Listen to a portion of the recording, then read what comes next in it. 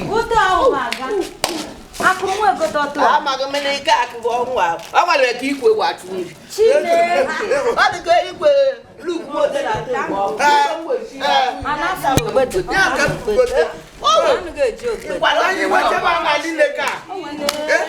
Kwa ka m na-etu. Agụdigbo. Abego me nwa onye ga-enye m abụghị me.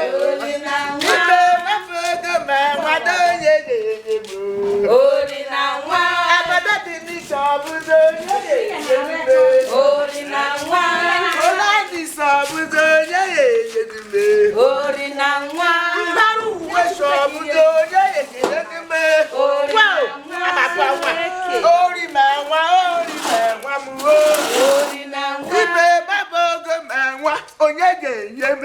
Ori na nwa. Ibe baba ogo ma nwa onye ga-enye m. Ori na nwa.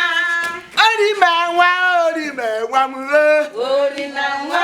Chinenye aga m meri ma nwa m o. Ori na nwa. Ntịkomanya aga m meri ma nwa m. Ori na nwa. Ibe baba ogo ma nwa. Ori na nwa. Darling. Ekpa weekend ka nji. Akpa weekend. Ekpa weekend na anụ ahụ. Don't mind them. Gawe rute.